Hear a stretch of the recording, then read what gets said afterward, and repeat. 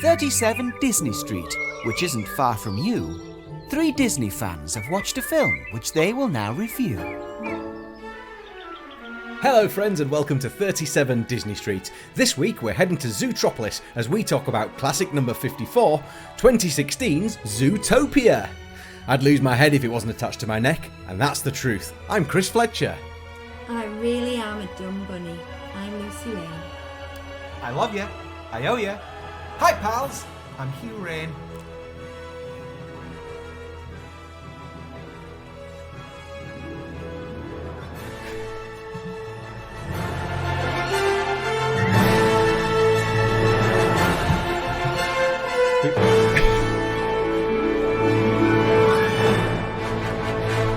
We ought to work out something to do with that whole bit, We just didn't need we? to, I think we forgot because it's been a while, but I think we need to make our intros longer. Longer, yes. Yeah, and then a bit of a dance routine to fill the rest. I must remember to get close to this mic. Yeah, I think Lucy needs to move a mic in front of herself a little bit more. I've got but she's got her books there. A book situation. I'll move it when I've finished with the book. I apologise, Very people. good. Shouldn't bring your book into the cinema.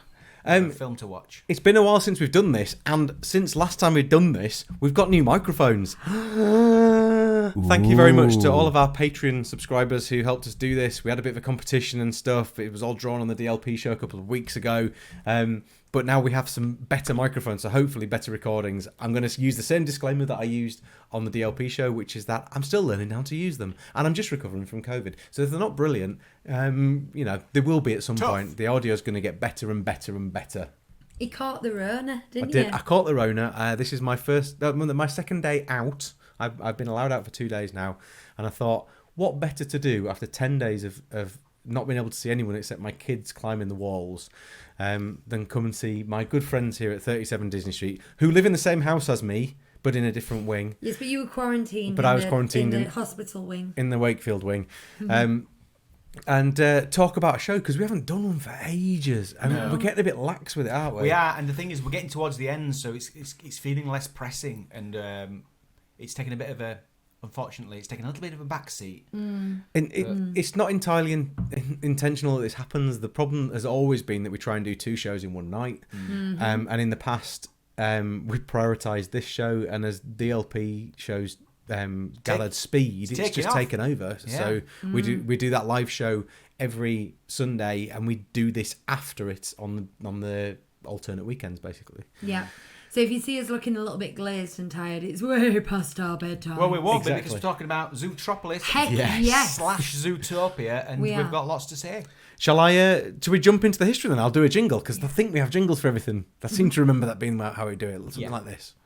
It's time to dig a little deeper to learn some Disney stuff. Dig a little deeper, no, we ain't dug this far enough. Dig down deep into the facts, we'll find out what we need. Lucy will school us, guaranteed. Open up the windows, let in the light, children. Yeah. For any listeners, me and Chris and I just pointed at Lucy at the same time. It was beautiful. I feel like I've got my own backing dancers. Well, the reason I'm given that kind of importance through the act of choreography is because I need to tell you about this film. So Zootropolis, as it is known in the UK, was released on the 13th of February 2016. Excuse my little hiccup there. I'm just going to move some things around. It's is it Zootropolis? Is it Zootopia? Well, it's both. We did have a little debate before we started about what we were going to call it. In the UK, it's been... Patopia. Yeah. Patatia. It's been marketed as Zootropolis, being a portmanteau word of zoo and metropolis. Yeah.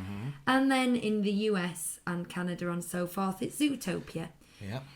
So the reason is they were unable to trademark Zootopia in the UK, the EU separately, North Africa or the Middle East. Now that is huge swathes of it makes you wonder why they didn't go for Zootropolis everywhere. Because Zootropolis is a fine title. I think it is. Yeah. I actually prefer Zootropolis to Zootopia because Zootopia implies that it's perfect. I was just going to say exactly the same thing. And beyond reproach. And I think that the one thing that we learn through the film is that it's not, and it's flawed. And I think Zootropolis is a way better thing. I read a thing that said, well, look, we've named it this for, and we're excited that it has its own identity in this market. And I thought that is some like We Disney. couldn't do what we wanted to, but we're going to put a positive spin on it that. anyway. It's like so transparent. The trademarks were actually varied, and they ranged from, I think there was a comic book and a cartoon in somewhere like Belgium, and that took the EU out. It was some a totally different reason in the UK, probably some student film or something.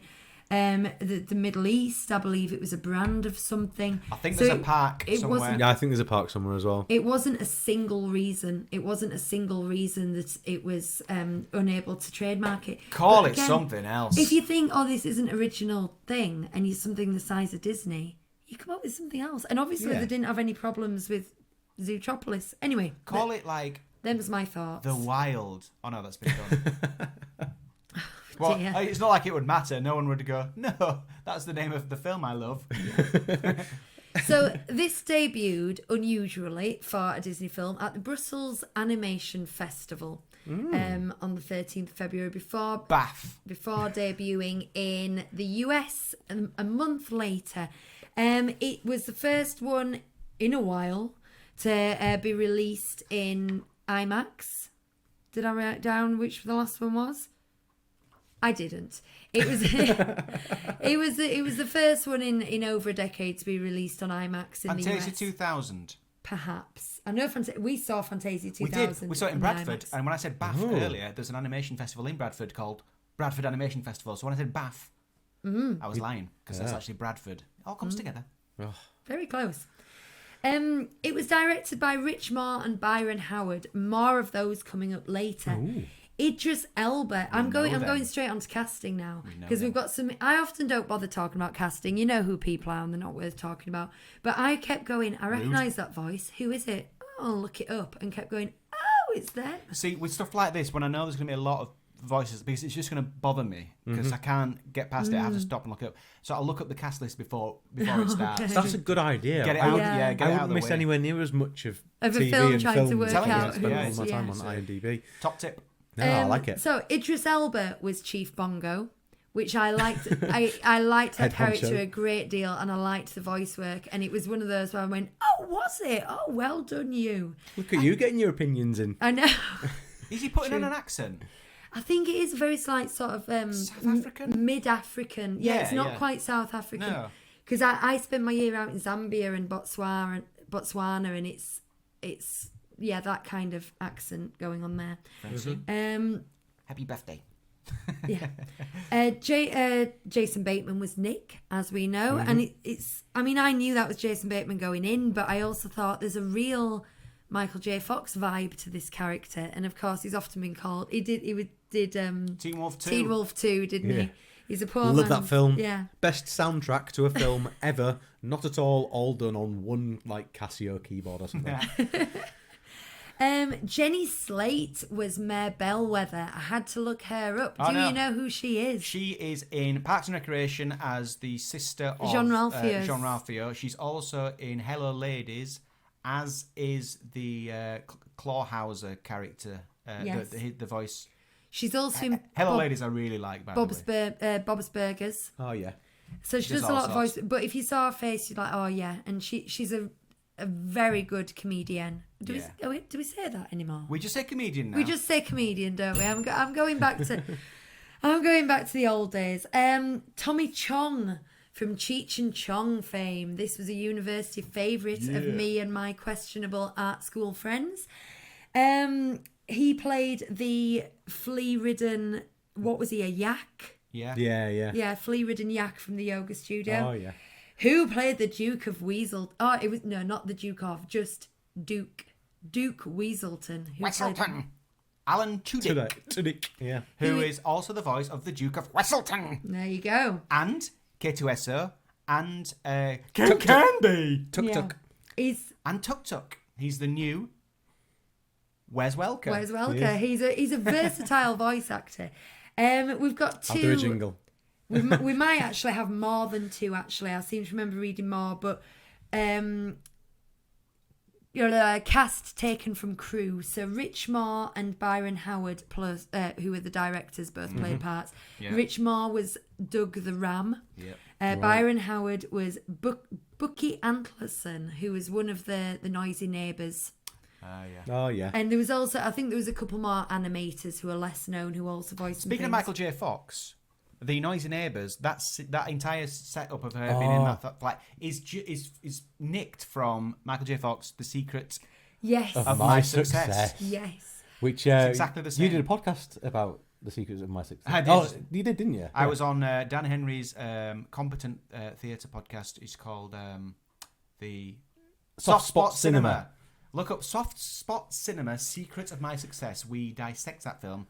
And we did it twice because the first time there was a problem. Can't remember what. It's a nice little podcast series that It's lovely. I enjoyed it all. I think he might have stopped it, but I know, I'm gutted because I was going to do Ghostbusters 2 with him.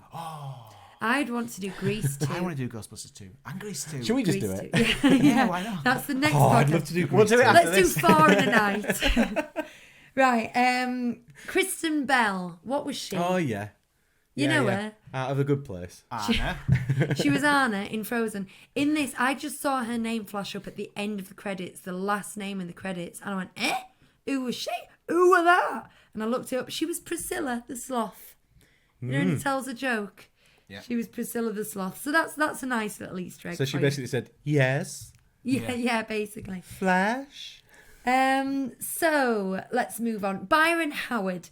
He pitched 6 story ideas to John Lasseter, 3 of which included anthropomorphic animals. Yes. He'd grown up during the 70s era of the Disney Corporation, and he wanted to recapture the magic of Robin Hood that was one of his favourite films. Did he really? Totally shows, doesn't it? However, he'd always had this soft spot, but he didn't want to do animals in the wild because that wasn't his soft spot, but he also didn't want to do animals inexplicably living in the human world.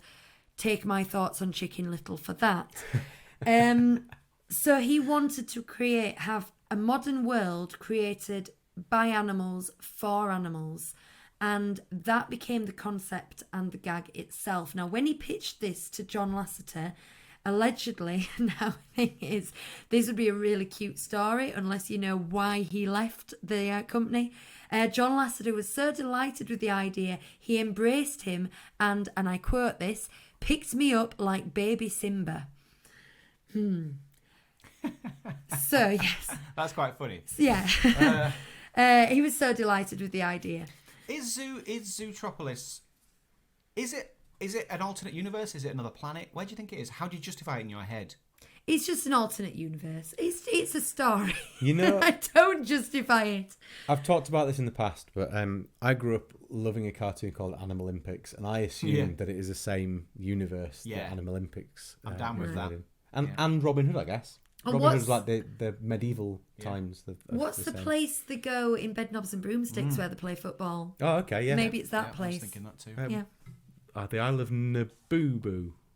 No, it's the Isle of Naboo. That's where it all Is that right? started. Don't know. So, Yeah, it is. another... Traguna McCoides, Tricorum Satis D.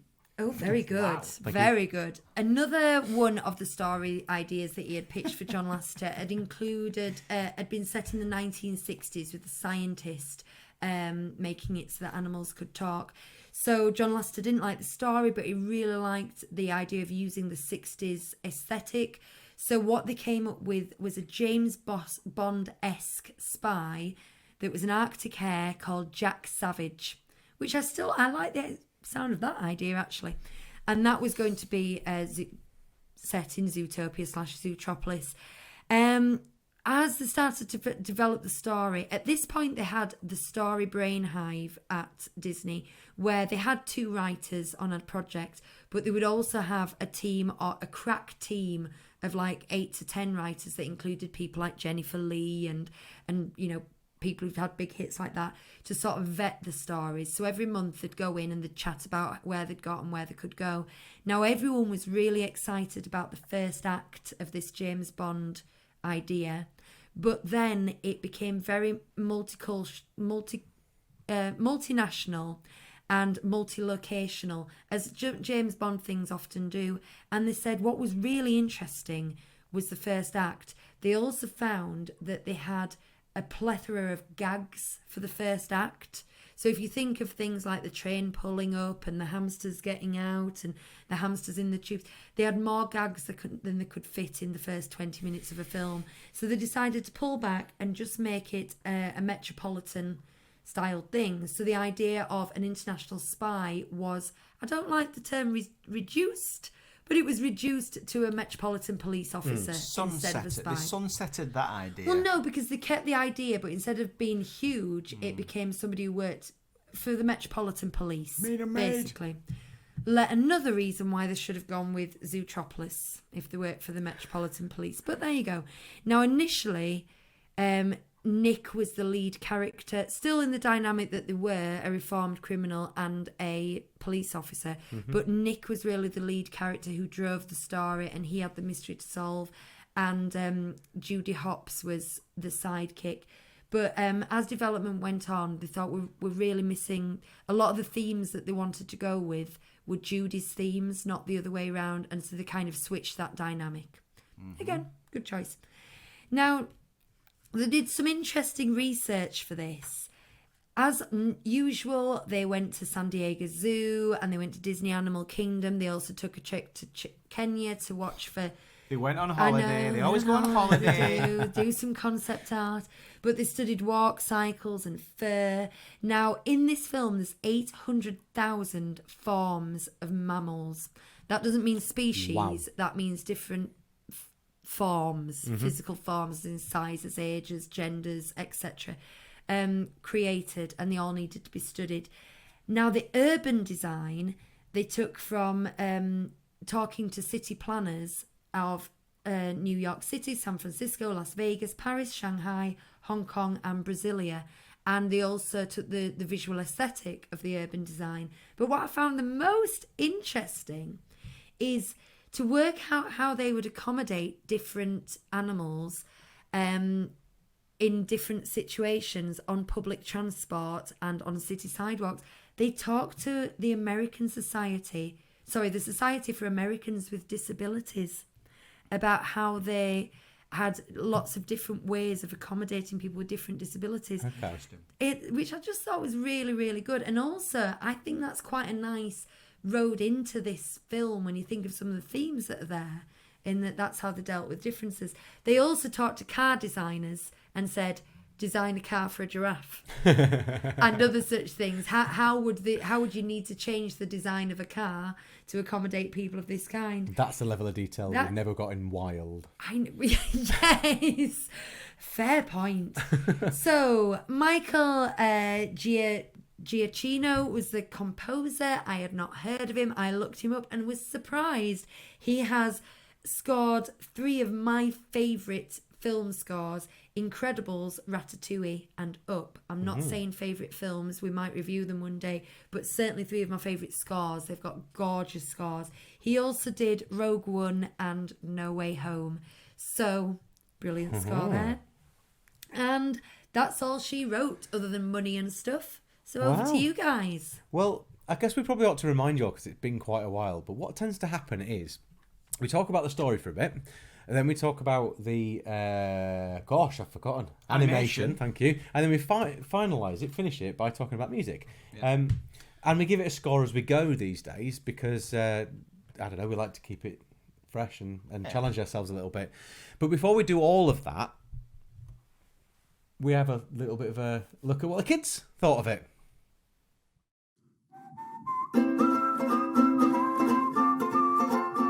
We just watched Zootropolis. It's about a rabbit called Hops and a fox called Nick. And they go on an adventure to stop these people that have gone savage. Animals that have gone savage.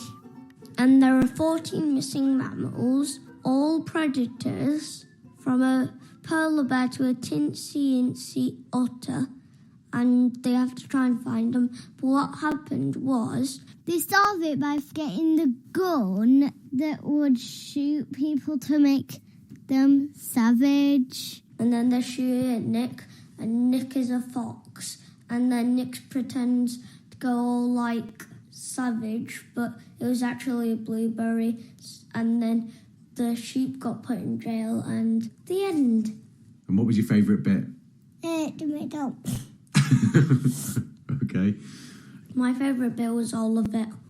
My favourite bit was when Flash was in the car at the end, because it was just funny. He was driving really fast, but he's actually a sloth and he's really slow. My favourite character was Judy. My favourite character is Flash. He's so slow and funny. When he laughs, it's really funny because it takes such a while to open his mouth, and then he goes, ha, ha, ha. My favourite character was Zootropolis. My favourite song was, well, there was only one song, called Try Everything, that one. My favourite song is Try Everything. Try everything. I would give it a 4 out of 5. Did you find it scary, Lucas?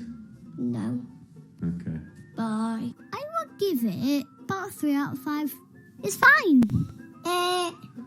100 out of 100. Were you scared by any of it? No. You were though, weren't you? I won. Were you a little bit scared by some of it? Do you want to say anything else? No.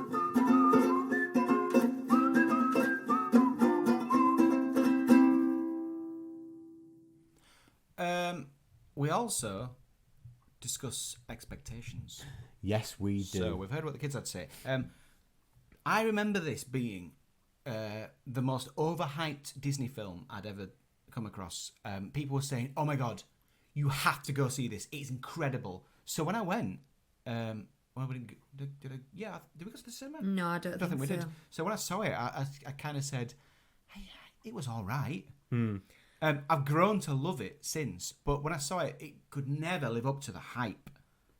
It was so hyped. Now, that's very interesting because we lived together and I had a different experience. It must have been your friends and acquaintances who were saying that at work or something, because I had no expectations whatsoever and I knew nothing about it. Hugh said, "Oh, we've been told to watch this." I think it was a DVD, bang it in. And I loved it. I thought, well, that was a surprise, because I'd obviously been very tardy watching it if it come out on DVD. Usually we're a bit quicker off the mark. And absolutely loved it the first time. Well, 2016 it was, wasn't it? Yeah. Is BD for me before Disney. So I wasn't going to see these things at the cinema straight off the bat. I waited till it came onto Sky at a time when, it would have been just as Ollie was being born, I guess, probably. If not, it would have been the Christmas before. So I will have watched it at stupid o'clock in the morning, desperate to watch it with Ollie fast asleep and Lucas not interested at all. And so I had literally no expectations going in whatsoever the first time I watched it, which I think was a great place to be. Oh, yeah. Now, I have grown to love it, so I was looking forward to watching it this time. So imagine my surprise when I couldn't find it on Disney+. No. It's not on the kids one. Ah, and I thought, okay. why is that? I couldn't think of a reason. And then when we got to the nudist bit, I thought, it'll be that. I also think there's some jump scares and such. They're very cautious about what they put in the kids' areas, aren't they? So that's a tip to anyone watching. If you can't find something, just make sure you're not in a child's account. Yeah. Because we've had this a couple of times, haven't we? Apart from Melody Time, well, Make My Music, which It's everyone knows Melody because Time. Make My Music because it isn't on there. Aye. Yeah. Should we jump into the story then? Yes. So it's time to discuss how the story goes. I know it can't be worse than Oliver and Coke. I feel like I should rework that jingle to fit with whatever our lowest scored film is now, which is, I'm guessing, is The Wild. I can't remember. I think it might be, yeah. I don't, Can't remember. can't even digest the wild. Yeah. I feel I need to apologise a little bit because I'm really slurring over my words at the moment and struggling to put together what's going on in my head and make it come out of my mouth. It doesn't sound any worse than me. Well, no, but I'm very conscious of it, so I'm just going to apologise. I've had a beer. I've had COVID. You know. I want to start with the. You're fine. Thanks. I want to start with the title screen, literally, because it says like Walt Disney Presents, and then it goes gung, and there's like a jump, and I think it's a bit meh, and I think they could withhold the title all the way until she's first arriving at Zootropolis, and Shakira's playing, and you see Zootropolis. And then the title could come up there, and it would be really nice. Especially if, like, with the James Bond routes you've just talked about, that's what a James Bond film would do, isn't it? It'd have that full intro thing, and then it wouldn't take you into the film title, so to speak, until further in. Or even maybe a little bit earlier when she goes, he's got one thing correct. He got one thing right. I don't know when to give up. Yes, something a bit punchy, but you know they get out of the way. And I'm a big fan of like where you put having a big reveal of the title. Like Lion King. So and when I watch it, I just think, well, why don't you put it there? Yeah, I'm with you on that. Okay, I can. See So that. that's a little niggle like up top. Yeah. It's a nice little opening though, isn't it? Like gives you the history in a couple of seconds with some very cute little kids, and gets you straight into it. And there's something about the whole like stage kids at school and blood being thrown out and stuff. It reminds me of that the Addams Family. Adam's Family, Adam's Family too. And there's just something really nice about that this kid's just a little taking things just a little bit too far for a school. Yeah, and that play. kid said, "I want to be an actuary." Can I reveal my favourite character in the whole film very early on? Pianist. Yes. Yes. And doing the little sound effects where he uses his eye, he's very slightly aware of what he's doing, but also he's not really attention seeking and just he's doing his little thing. Like his little head. Yeah, his little head jolt when he was the doing first time bass when music. I was belly laughing was when he did the what's this whistle called? Slide whistle. The slide whistle, and he kind of did a little kind of acknowledgement with his eyes. It's just That guy's going to go far. It half comes into animation, but I think just the addition of him and it's brilliant. No, Brilliant, I agree. brilliant. Well, I think the story is actually very complex. It is. It actually takes some following to keep up when they're solving that case. It's refreshing, isn't it? For what is a kids' film, effectively, to take a Beverly Hills cop type storyline. It took me about 3 watches to really piece everything together and go, all right, so now I know clearly what's happening. But then after they seemingly solve that, there's a whole secondary mystery that's on top of it that they have to deal with. At that point, Bonnie said, I'm out. Well, she kind of said, I didn't know it. I didn't remember it being this long. I was like, it's nearly finished. In the way, if you read Dan Brown novels at all, in the way it has that kind of, Triggered me, Lucy. 3-act thing, but the mystery that needs solving in the multiple locations. Then once and the anagrams, all those anagrams. Yeah, once you've solved a mystery, there's another mystery kind of thing. It's very Dan Brown novel, but it's quite sophisticated for a Disney film. It doesn't speak down to its audience at all. And now I don't want people are going to now go in the comments and say, but what about when they do that? I think the plot is surprisingly watertight. To say it's a fictional land where animals rule, that they've managed to come up with this storyline that makes sense both for the characters, the locations. I'm not sure about the word science, but they explore the science. Because so often, not just Disney, but filmmakers, they want to do something. They want a set piece in a rainforest, so they come up with a really ropey reason to get you there. And I actually felt like the plot itself was quite sophisticated. But it's still, in terms of that movement and going from location to location, it's still incredibly simplistic in what it does. They go, right, so this is the next part of the mystery. Okay, well, here's the answer to that, so we'll take you to this place now, and we'll go and look for the limo, and we're going to find out what's in that limo. Okay, now we need this information, right, we're going to go and find out where this person is. And I think the way that they make it move on at a pace like that really, really works incredibly well. I suppose the only thing that is dumbed down a bit, and I get it, because it has to be dumbed down to some extent, is how convenient it is for her to solve the case. She looks like she's got one photograph, and Nick Wilde is in the photograph. Yeah. And also he knows the Mr. Big.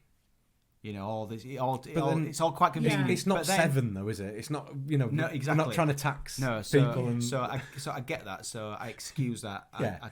I look the other way for that. You know, you could go, how convenient, but no, it's fine. I have a real problem with the whole ice cream lollipop scene. Mm-hmm.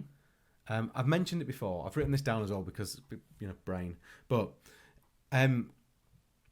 I have this thing where I feel really guilty for people when things happen. Yeah. And so that whole bit makes me feel awful because she's being duped the whole time. She goes in there and she Yeah. thinks that he's a genuine guy and he's doing this for the right reasons.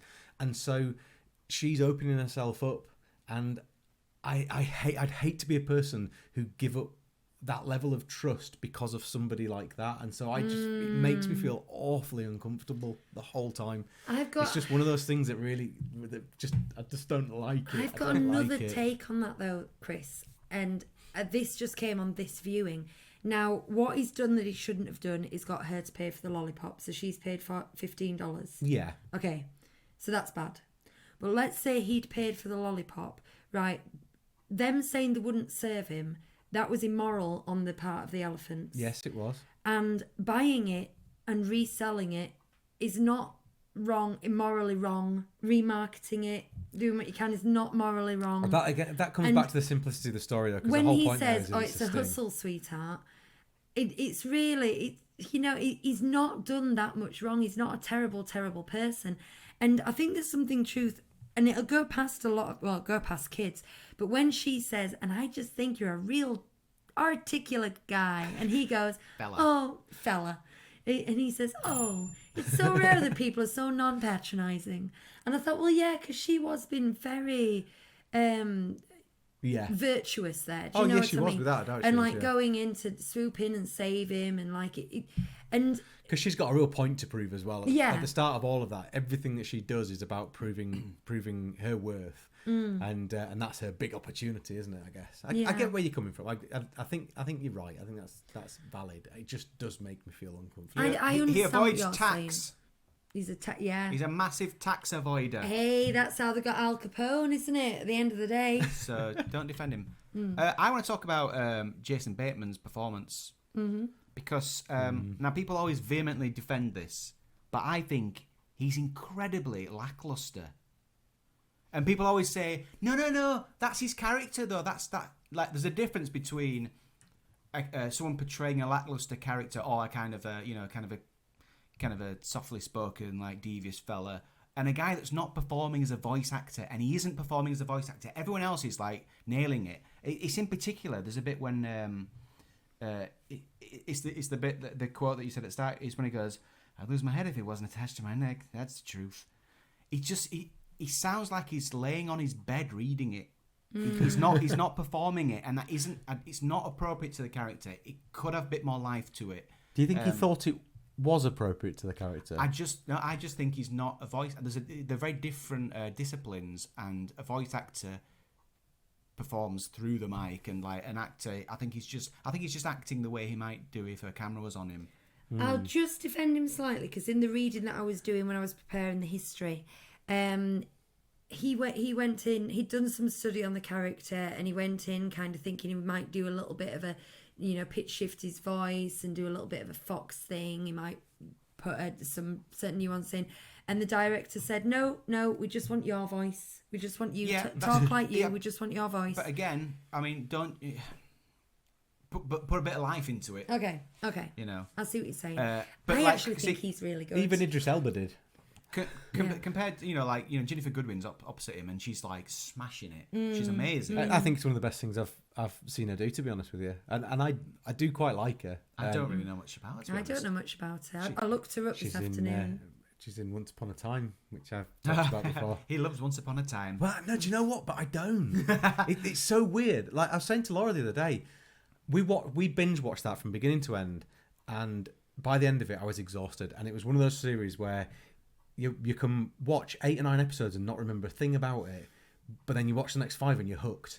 And there's something about it as a program, but I feel like I binged it too fast and I've missed out as a result of that, because I almost want to go back and watch it again, but then the idea of going back and watching it again makes me feel a little bit sick in my stomach. So no, it's not great. And actually, I like her in that, but she's not great in it, and she's awful in that whatever it is, Love Actually in America film that she's in. He's just not that into you. She's just cringy, but I think she's great in this. I really do think she's great in this. I think it's made for her. Yeah. I'd like to talk about some of the themes that are in the story, because I think it's very brave of Disney to approach discrimination of any kind. And of course, Disney are going to do the kumbaya, we should all love each other kind of thing. But this film is so much more nuanced and valuable than that. For starters, they don't lay it on with a trowel. These people are meant to be these kind of people, and those people are meant to be those kind of people. And this relates to the human world in that they've got their own dynamic built up with their own history. So what you see is a more general form of discrimination than trying to make it educating you about other things. Which immediately engages your brain a bit more, because you're not just thinking about what you already know, you're thinking about the story in front of you. But then also, what I thought was genius, and again, I just got it this watch, is the conclusion at the end of it is, no, we don't all get on, and yes, we're always going to make presumptions about each other, and that's all right, that's the way the world is, but let's all just kind of do our best and get on with it. And so rarely, particularly in children's films, do you get that kind of level-headed but good take on it. You get the moralistic take on it. You get the way that you want to be, where everybody can just live together in perfect, peaceful equality and harmony and all that kind of thing.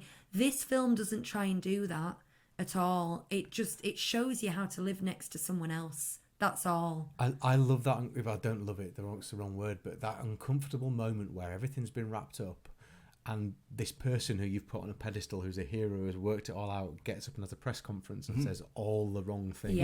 Yeah. And it's brilliant, because she's been the one that's been wronged right from the start. She's the one, however, who thinks she's above everything, and everybody's got the right to be the person that they can be, but yes, I'll take that fox repellent. And there's all these little things brewing the whole way through it, and then that culmination is just massive, I think. Even a nice person can still have some hang-ups, some prejudices that they haven't dealt with yet. And It's a big lesson in unconscious bias, isn't it? Well, there's also, and never was this more relevant than in 2016, but I don't think they will have known it. There's that very strange gaslighting thing of them making you think that predators were predators, and that kind of the prey side manipulating your perceptions to. Do you know what I'm trying to say? Yeah. And without being too literal about things that go on in media and social media and situations that have arisen in the last 5 years, it's so apposite. And whilst I don't think it's direct comparisons, I really hope that some messages are learnt by younger people when they watch this. Not sure. But there you go. That's what I wanted to say on that subject. There's also another strong message in this film, but I will come on to that in music. Interesting. I want to talk about the humour. Yes. Because the humour's good. I mean, aside from all the visual gags, you've got I love the double joke of we need to address the elephant in the room. Then it cuts to Francine the elephant. So that's one joke. I love a name, Francine. So that's one joke. And then he addresses her and he goes, Francine, happy birthday. And he switches it. It's like a double joke. I mean, it's like there's 2.5 gags in that one bit alone. And, the punchline of them getting out the license processing office and Judy going, it's night. That's like a punchline at the end of that scene. And that scene's just hilarious anyway. It's perfectly executed, is that scene. Yeah, I mean, we watched the Sloth Scene, and I hadn't seen it for a while, and I thought, oh, here it comes. But then we all laughed really hard at it. It feels like in your memory, it's just the longest scene ever, isn't it? And it actually it isn't at all. No. It's great. I know what you're saying about him being lackluster, but my favourite thing about that is Nick's reaction as he just leans and then goes, wait for it. Wait, that kind of that knowledge, that control of the situation that he has. But it's not the voice actor that does that. That's the animation, yes, isn't it? Of course it is. Yeah. I have one problem with the humour, and that for me is that not Josh Gad not playing Olaf the cheetah. Yeah. Is just awful. I thought that was Josh I Gad. thought it was him, and looked it up, and like I say, I love Hello Ladies, and I was like, oh, it's that guy who plays. I can't remember his character now. I feel like they asked for a Josh Gad though. I think I would have put money on it being Josh Gad when I first heard it. Well, I looked it up for that exact reason. I thought, Yeah. but it must be Josh Gad there. But I just don't like any of those things, and it's like it's been pushed there for some kind of humorous light relief, whilst at the same time him being incredibly prejudiced all the time by saying the wrong things and stuff. Yeah. I think it just doesn't work as a character at all, and it frustrated the hell out of me. Like the donut stuck in his fold is just not. That's just gross. It mattered though for him to be moved off the front I desk. don't remember his name in Hello Ladies. For him to be moved off the front desk because he was a predator. I think that was kind of the payoff because they built him up to be as non-threatening as possible. And but I agree, he's not my cup of tea. My cup of tea. I like how he's trying. Like he says, oh, he calls her cute, and she's like, actually, another bunny can call another bunny cute, and he's like, oh, goodness. Yeah. which I love that quote. Like I said that for a while after the film. I love OM goodness. I like the addition of Shakira as what's she called, Antelope. No. Gazelle. Antelope's not a very sexy name, is it? Yeah, she's called Gazelle. But I like that kind of. Or is it Giselle? It's Giselle, I think. It is Giselle. It's such a good parody on celebrity to just bung her in there as the celebrity who feels the need to, stick her antlers in where they're not wanted when it comes to social dealings. Yeah. One question as well: if Nick Wilde has made over $1 million, why is he still selling popsicles on the street? And where does he live? Because when she needs to go find him, she finds him on a deck chair under a bridge. Yeah, that doesn't add up. It's a weird scene, that, isn't it? Yeah. Because it kind of none of it fits with anything or anywhere else. I know that's probably animation, but it just doesn't fit at all. I mean, it's quite nice visually, but it's just a bit strange. First time I noticed it was this time. I thought that bridge is really not. Doesn't seem to fit in with this city at all. It's like an ancient bridge in this modern metropolis. Very strange. But other than that, I've nothing else to say. Okay. What about you guys? No, I don't think so. I like the relationship of the mum and dad to her. Yeah.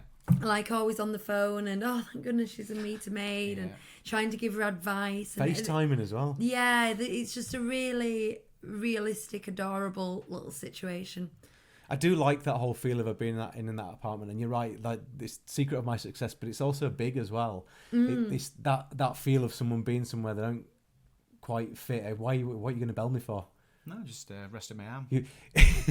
I've got you nervous now. I just put my hand near the bell and you get nervous. I quite like the switching the poison for blueberries. Yes. That's quite nice. And the use of the recorder, the carrot recording pen comes back. Yeah, it's a nice little what's the word? There's a word for things like that, isn't there? MacGuffin. No, because that's from Finding. Not a MacGuffin, something else. Not a callback. No, one of those things like an item that's that's a key integral to the plot. That is a MacGuffin.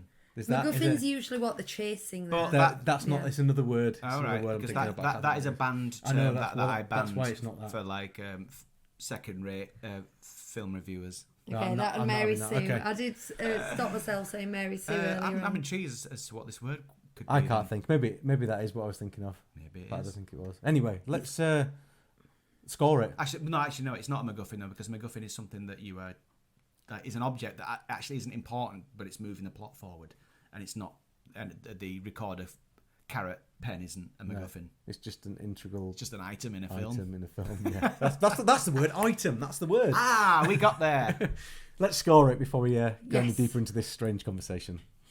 Right. I'm going to go in there, and hadn't scored it before I sat down to record this podcast in my head. We've just talked about it, and I've realised how perfect architecturally it is as a plot, and so I'm going to give it a 10 because I can't find holes. I'm also going to give it a 10. Sorry, have you finished? It's got humour. It's got humour. It's got pathos. It's fab. It's good. Which one? One of them's a place in Greece. Yeah. Which we learned earlier today on the DLP show. So I'm going to give it an 8. No, I'm going to give it a 10, as I said before, as I blurted out. I do have little niggles here and there, but nothing that detracts from it. It's a great, complex plot. You can watch it again and again. It's a 10. I think it's brilliant. Growing up, I loved watching films like Beverly Hills Cop and those kind of things, and I always thought it would be good if you could get something like that into an animated film. And whenever they try to do it, they don't do it very well. But this is just, it's fairly close to flawless. I'm going to give it a 10 as well. Wow. Boom. I should have said this during stories. I'm going to throw it in there now. I have always hated inexplicably anthropomorphic films when animals are humans, and it annoys me. But this was perfectly executed because they even turned back into animals at some point, so you knew it was deliberate. It worked. Right, we can go on now, Chris. Sorry. No, that's all right. That's okay. Hanimution. Look at the animation hue, the characterization hue, and don't forget the background and the style. Yeah, man. So we've mentioned the sort of homage to films, gone by, like Robin Hood. The Weasel as well, in particular. Mm-hmm. Classic Disney archetype, that Weasel character, the way he moves and everything. Is the character the character animation is under the direction of Renato dos Anjos? I think that's the sort of head of animation on this. Renato, 2 years. Very good.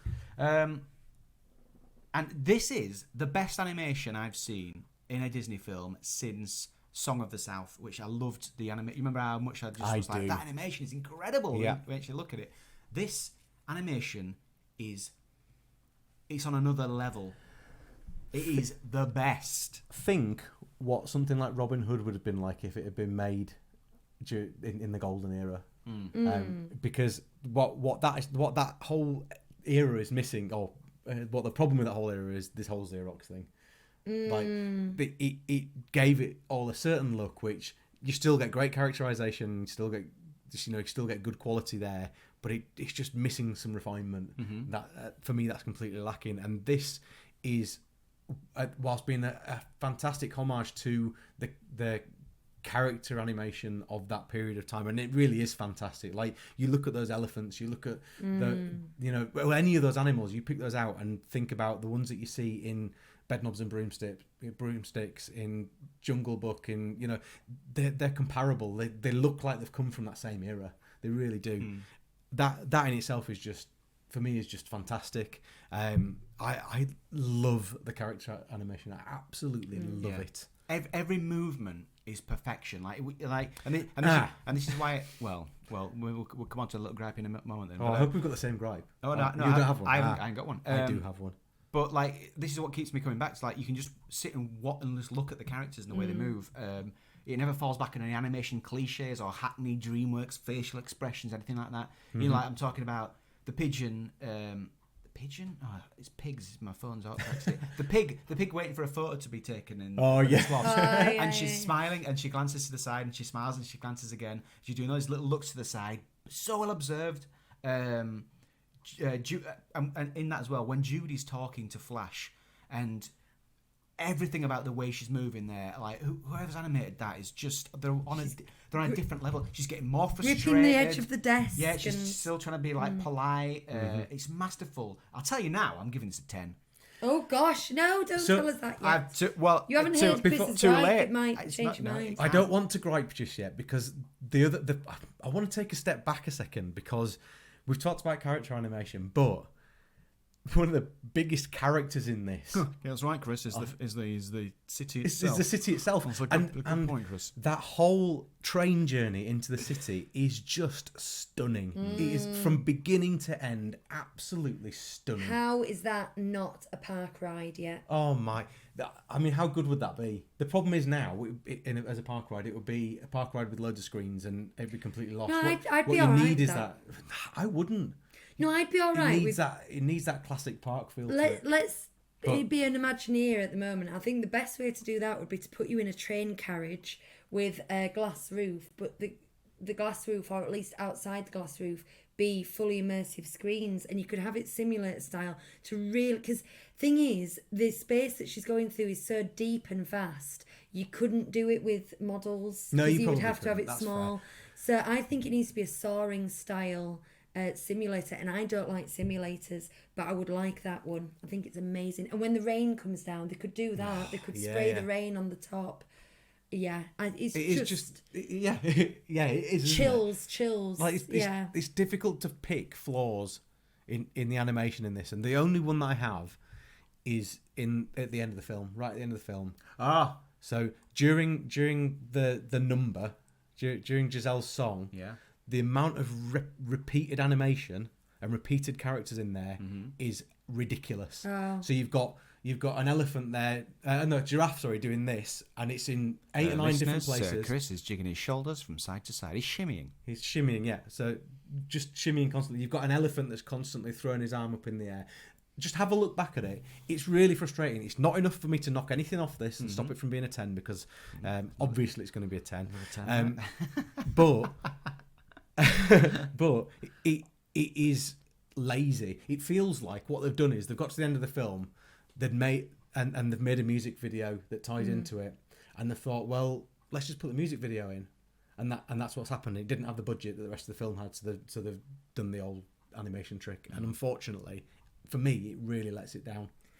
See, the thing is, you're picking up one of my favourite bits of animation, and Hugh's known this for years, is I'm not watching the background because I'm just wanting glimpses of the tiger dancers, that are Giselle's backing dancers, because that is some of the best character animation I've seen. There's a very specific kind of commercial Latin dance style that you get the hyper masculine men doing, and that kind of, you've seen them on stuff like Eurovision, you know, when it's shirtless and they're very intense, and there's certain like shoulder rolls that they do like this, and it's so well Lucy observed. rolls her shoulders. I think it might even be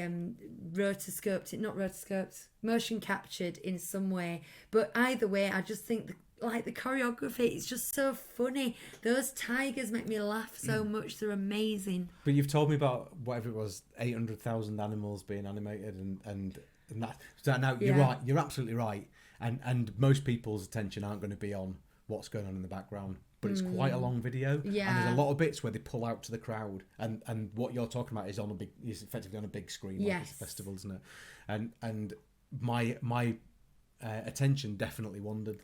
Like, But the last remember, 2 that times is I watched this film, that's a it's been credit something that's really sequence, noticed to me. though. If you think of Yeah, it it as is, a credit it is. sequence, think of other credit sequences. Where Yeah, it's we've had just- some amazing credit sequences though, haven't we? Well, we have. I was thinking of some rubbish Like ones. Tangled.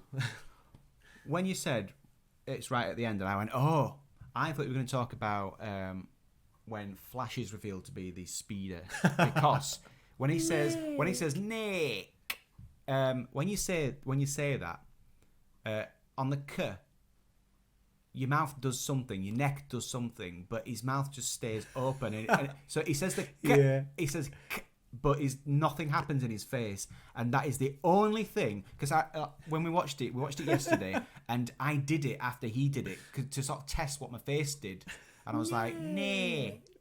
You know, just your jaw or your tongue will move. Do you know there's loads of listeners nothing now that- just going, Nick. Yeah, and you see if you can do that and just have your mouth be completely still on the K. Nick. Oh, you kind of did. Yeah, I mean, it you was can, but uncomfortable. you have to force it. Anyway, Yeah, you do. That is the tiniest niggle. It'd be like a 1% off, which isn't enough to take it down a point. No. That is all I can think of. So Lucy giving it a 10. And I like the fact that when she gets home, when she's had cement on her feet, she doesn't still have wet cement on her feet. It's dried and dust comes off her feet. You know, and there's just a level of attention here that is like I think this is the best animation of any Disney film ever. Wow. And I know people, would kind of say, you can't beat the 2D stuff, but this is the new style, and this is the absolute pinnacle. Mm-hmm. And do you Telling know? you. I'm with Okay, so should we score it? you. Where? 10. Well, I've given it 10 already, haven't I? Well, that's what I thought. Now, I've been sitting here thinking, I didn't sit down expecting to give 1 10, let alone 2 10s to this film. But I've been listening to you two and then trying to think, is there a reason for me not to give it 10? Let me think of a bit, a spider, a fly somewhere, which makes me think, no, that wasn't very good. I can't think of anything. I didn't notice what you noticed at the end. I was looking at the sexy tigers. It's just, there is no doubt that there's some of the best facial character animation here, and then that's coupled with some of the best physical animal characterization here, and then the sets, breathtaking. 100% a 10. Well then. Music? Yeah. So do so me do do me so do so me do. We are going to talk about the music. Hits, rate the songs and score the incidental bits. Right, I'm just going to delve straight in and talk about the Shakira song. Do it. First of all, because I find this so hard to judge as part of this film, because the message is wonderful. It's try everything. You don't manage, you succeed. You get up and try again. Learn through failure. Now, I teach preschool dance classes, and we have a section of our lesson, every lesson, where we get out the gym mats, because it's meant to be in every dance subject. We do ballet, we do modern, we do acro, we do everything. So we get out the gym mats, and we either do little tipple over forward rolls, or they do sideways egg rolls, or they have to, sometimes we get out the balance beams and they have to try and dance the balance beam. And I have this music playing with the message, don't worry if you fall off the balance beam, I'll catch you, we'll get back on, we'll carry straight on. And it's really, and I've played it twice a week for about 5 years. Since this film came out, basically, for 5 years. Hugh's probably heard it when he's been taking Bonnie down. I haven't. No. Oh well. So to me, this is Saturday morning ballet babies. That's what it is. And when I hear it in a film like this, I don't, because I did originally get it off this film, obviously, but I don't think it's me using their music. I feel like they've just got a piece of music that is absolutely nothing to do with the animal world, and it's a baby ballet class thing. And so I really struggle to judge that as part of this. It seems really out of place and incongruous. But does it seem out of place to you too? Well, I mean, it should have been in Meet the Robinsons, shouldn't it? This should have been the song at the end of Meet the Robinsons. Really, would have been a better fit. Should it have been? Oh no, I mean, you're saying it would have been a All better right, fit. okay. It was more on theme. But this song is one that anytime it comes on in the car, we listen to it. And Ollie really, really loves it. I think it maybe doesn't fit entirely with the theme of the film, but I think it fits with some of the film. But I can't explain. I think it does fit. I have one criticism of it as a song, which is that to sing it falsetto, it is very, very high. And when we're in the car, I always sing along, and when a woman's singing, I always sing it at the same octave, because I do not agree with singing things an octave down. So it is a tough song, especially if you want to sing the backing vocals. It is tough. That is my one criticism of it as a song. You both have very personal reasons for having a gripe with it. I think you're right. Maybe the theme of trying everything is true at the start of the film. What, the montage of police academy school. Yeah. It works there, so I'll let it off. And like I was saying, the message of that song, it's not the usual Disney thing of have a dream and believe in your dreams, and like at the cruise show that musical we saw, as long as you believe, you can jump off a building and you won't die. Yeah. I don't like that, mate. I don't like the platitude of just follow your dreams, people, because it's kind of nonsense, really. But the thing about just try it. If it doesn't work, pick yourself up, do something else. Just try everything and see if you can find your niche. That's a great message, and it's practical. It's my mantra. It's what's got me where I am with work. It's what's got us to the point where we have these microphones now here. You know, if I didn't fail at things, I wouldn't learn how to do them better. And so for me, this song genuinely has a place in my heart because I agree with what it says. So I can talk to the boys about, you know, it doesn't matter if you try something and it doesn't work, or if you make a mistake or things, because, you know, you learn from those mistakes and you move forward and you do something else. And I was talking to them about it when the song was on in the car the other week. I can't remember why, but I literally got a bit choked up talking about it, because to me, you know, having worked in offices all my life and having worked in companies where you do as you're told, and your manager's your boss, and your manager tells you what to do, and that's how it goes, and just been so incredibly unhappy and thought I was never going to go anywhere, to the point where I was then in jobs where suddenly it was about you and your development and how you can move yourself forward and how you can make, you know, basically carve your own path by doing things, and that freedom to make mistakes is so important to success. And that's why it's important to me. And that's a hell of a lot of weight for one song to have. No, Chris, preach, because there's a really good reason why I play this song every week to 3-year-olds when they're trying to walk on the balance beam. They need to know this, and I don't stand there and tell them exactly why this is on. But at the point when we're doing frog jumps and balancing beanbags on our heads, the idea is just try it. Just give it a go. I'll keep on making those new mistakes. Exactly. It's really, really good. It's not just about trying again at something. It literally says, just try all sorts. Yeah, try everything. Try all sorts, and you'll find something you're good at or that you like. Yeah. There's something it's so mundane and practical when you think about it, but I love that. Rather than, like, we've read a lot of children's books with Bonnie growing up, and some of them are like, there's a selfish character, and in the end he learns to share, and then everyone's happy, and you think, do you know what, if you apply that in the real world, you're gonna lose. Because the more selfish you are, you might have more, you might have fewer friends, but you're probably going to succeed in business. To be honest. So, but this message is very clear and simple, and it makes sense. It's not just that. It's the strength that comes from owning up to your mistakes. Like the whole thing starts with, I messed up again. Yeah. I lost another fight. It's not just saying. It's having that courage to own that. Yeah. And then go, okay, so what am I going to do about it? Yeah. And this is very deep for us to talk about the lyrics of a Shakira song, but honestly, it has that much weight with me. It genuinely does. Sold. This is me. It's like bottling me up in a song, because you bottle songs, don't you? You see, my advice to people would be, like, if they want to succeed in like my field, is to be very observant. But that is not a good theme for a song. I think be very observant. I think again, you're absolutely right, Chris, because in the field that I work in dance, there's this belief that you have to be absolutely, utterly laser focused on your goal and follow it relentlessly for your entire livelong life till your knees pack in. Speaking from experience. And I'm getting to an age now where I'm really like, I'm just gonna try everything.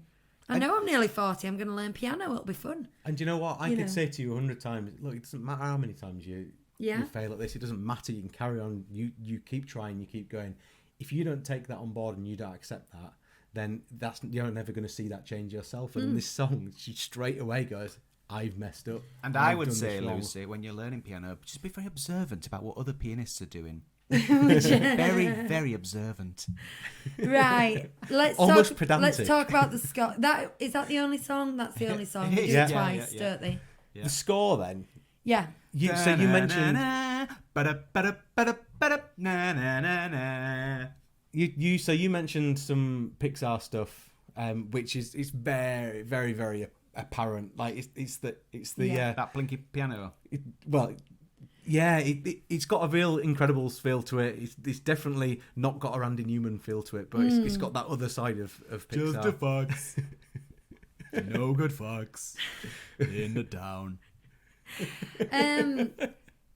Yeah, thing is, we are very used to associating the score with classical music, with the full 40-piece orchestra, aren't we? I don't just mean in Disney, I mean in all movies. That's what we think of. We think of John Williams and his orchestra. So what you've got It's wonderful, wonderful orchestra. in all those Strictly, in all those scores that I mentioned, Ratatouille, Up, Incredibles, is you've got just a new use of instruments and jazz music and contemporary music. And I don't mean pop music, I mean contemporary music. So you've got a lot of sort of French accordion stuff going on in Ratatouille and so on and so forth. And all completely different to each other. Although Bonnie did mistake the Up tune for Ratatouille the other week, didn't she? Interestingly. But I think that's because it's played in the Ratatouille courtyard in Disneyland Paris. Oh, yeah. But yeah, this is, I mean, it's got its traditional, tension building violins and jump scare trumpets and all the rest kind of thing. But go on, sing the song again, Huey. The tune. Going back in time. You've got a very un-John Williams yet very recognisable. It's like a theme carnival. song. It's like carnival music, and that tune that's the kind of thing I listen to when I walk to work and stuff. It's just that kind of kitsch carnival. Is it? Yeah. Have you any idea how much samba and Latin jazz and That must be where you get your hip movements from. I keep asking Alexa to play samba music, and the selection of samba music on Amazon Music must not be very good because I'm always disappointed. So I need some album recommendations, please, Hugh. Edmundo Rosso? Thank you. We play a lot of Hawaiian music in the kitchen. Oh, We enjoy that. nice. Edmundo Ross, sorry. Okay. Yeah. So, Bossa Nova as well. Like a bit of Bossa Nova. such a unique personality, Huey. Thank you. Right. I don't know if I've loads to say on the score other than it really good. No, there's like one song, one recognisable bit of the score. Well, then two. I'm thinking of like the slow piano one when she's sad, and it's also in the end credits. So I can literally think of 3 bits of music in this. Mm-hmm. So let's score it then. It's used well and effectively. Okay, well, I love that song. I absolutely love that song. I quite like the score. It's memorable, or bits of it are. But it's not setting the world alight, is it? Let's be honest. And if it wasn't for the lyrics to that song, would I feel quite so attached to it? I think it's just hit me in a moment because the boys like it as well. So I'm going to give it a lot less than I thought I was going to give it. I'm going to give it a 7. I literally saw yourself talk yourself down then, like you've been talked up. Well, I I was going to give it an 8. I'm going to give it an 8. Go on, I'm going to give it an 8. I'm going to give it an 8. I think I'm going to give it an 8 for the same reason.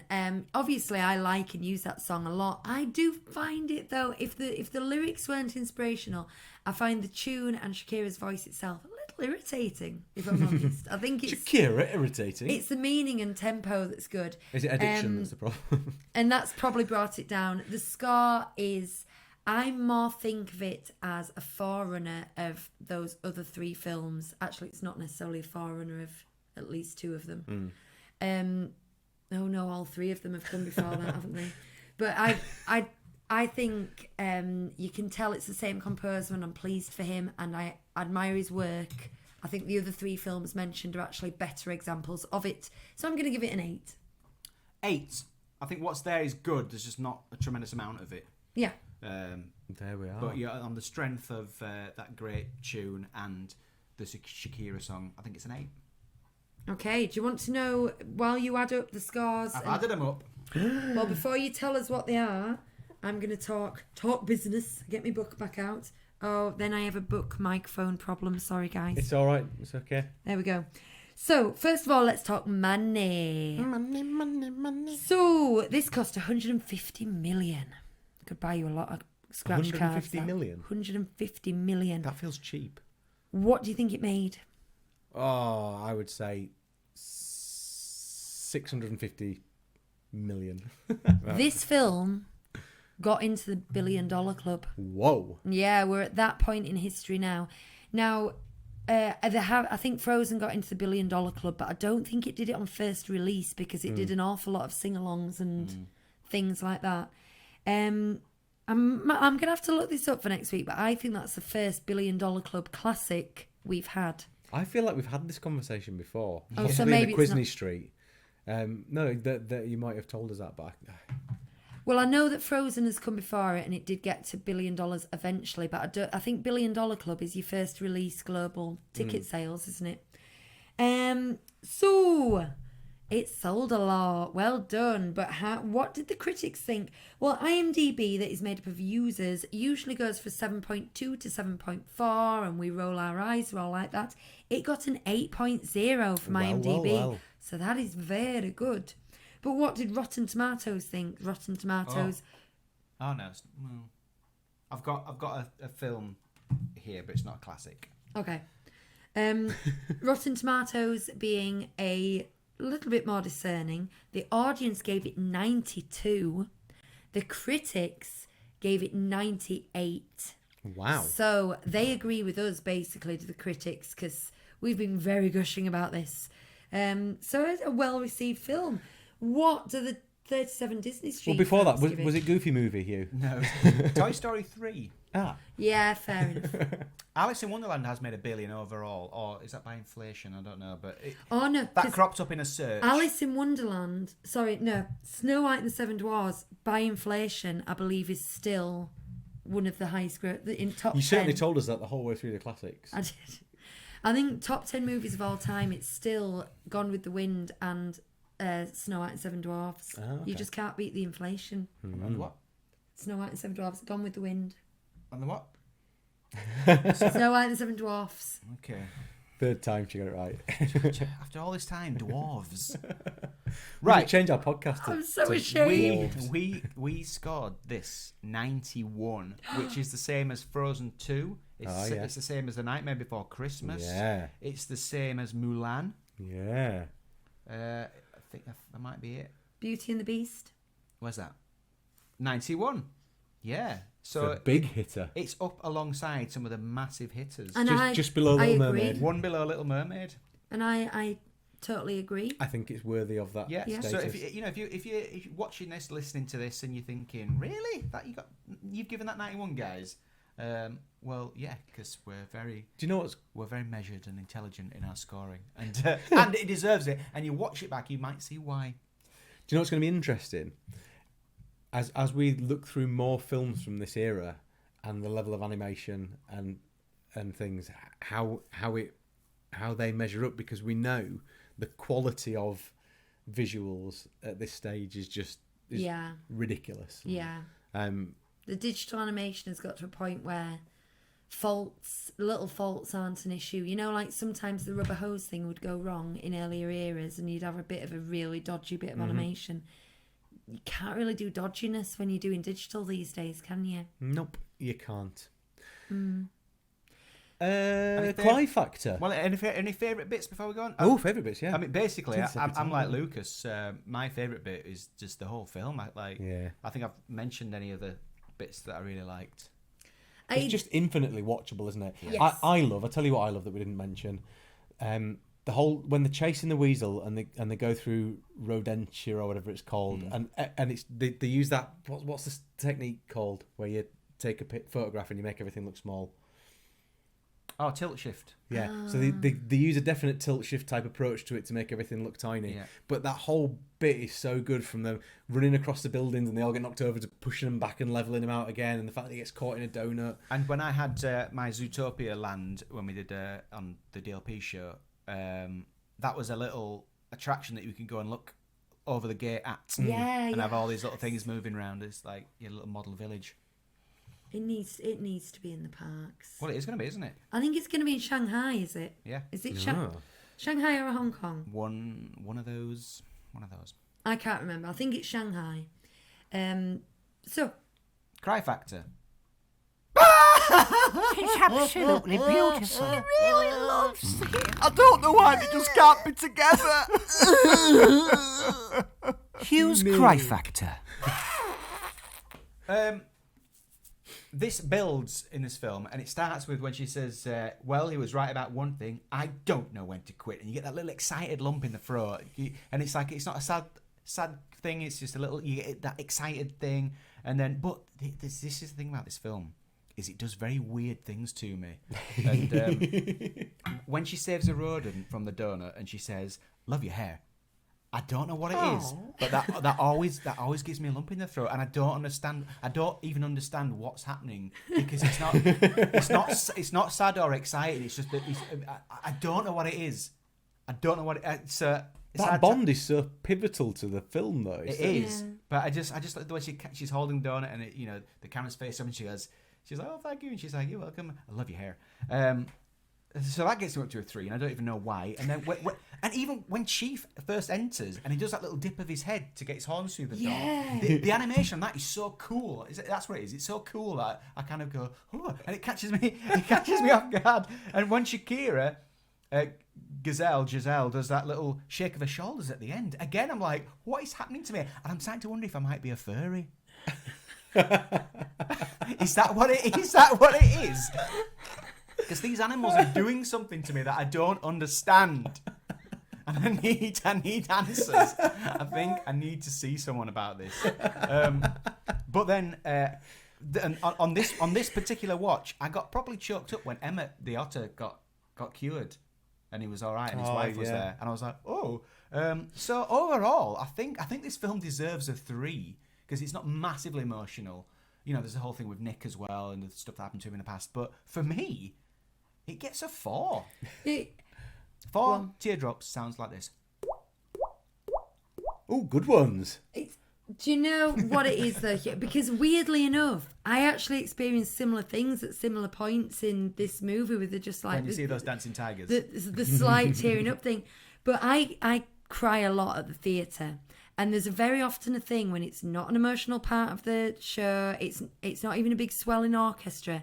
Something just happens that is so blooming brilliant. Yeah. Just so perfectly executed and fantastic that it makes my eyeballs sting and my throat swell just by how good it is. Shiver. Yeah, and I think there was a lot of that in this film. It was just like, that's just so good. Mm-hmm. I've thought about one more thing in animation that I think I should subtract a point for, and I don't think Nick Wilde does an appropriate reaction when he tastes that tiny spoonful of food at the wedding. His facial expression, it kind of nods, but it's not like a It kind of goes and it's just not quite right. Well, if you take a point off, I'm adding one back on for it. I would watch that film again now. I would. So Well, we're not reviewing it, so we can watch it more intently. Yeah. So next week on the Zootropolis podcast. Part 2. Cool. Oh, well, I think that's about it, isn't it? Yep. Excellent. Well, thanks for watching or listening. We massively appreciate that.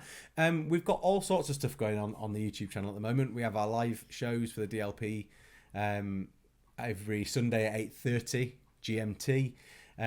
Lucy's been doing vlogging of she's a master vlogger these days. It's like you said, try everything. I'm not happy with it yet, but I'm gonna just keep doing it, seeing if it works. But yes, I've been vlogging cruise trips. I've been vlogging DLP trips. Bear with me, I'm getting better at it. I also do some talking heads at home, things like how to book placeholders on cruises and stuff like that. But you know what? This shows where it all began. It is, isn't it? Isn't it? Yep. This is where it will all end. So I think is it Big Hero 6? It'll be Big Hero 6 next. Woo! Yeah, that's going to be fun. Bit of Marvel. Yeah. Yeah. What was I going to say? Oh, Patreon. If you want to help support us with everything that we do, we have a Patreon site. We don't put a lot of fresh content on there, in absolute honesty. But it has helped us to purchase these microphones, as we mentioned at the start of the show. And next up, I think, will be to improve our green screen backgrounds and probably some of the lighting, just to make some of this grainy look and feel disappear. We just want to keep improving things to make the show better and better. Do we have a shout out? Do we do that on this show or the other show? We do the shout outs on the other show now. Oh, okay. We have done them on this show before. We have 3 or 4 shout outs to come, so we'll try and work through those over the next few weeks now that I've not got COVID anymore. Yeah. and we're back in the same room. It's been a tough month, so. It has. Find us on Twitter, Facebook, 37 Disney Street, Instagram 37_. or whatever, 37 Disney Street underscore Street. underscore. Just Search it as usual. Search us individually. You Yeah. might find us. Yeah, we're all I there. did a video about the sunflower fields today on my YouTube channel. Check Wow. it out. So there you go. And until next time, which hopefully will be in 2 weeks' time and not in about 3 months like this time, we'll see you later. Bye. Bye. Bye.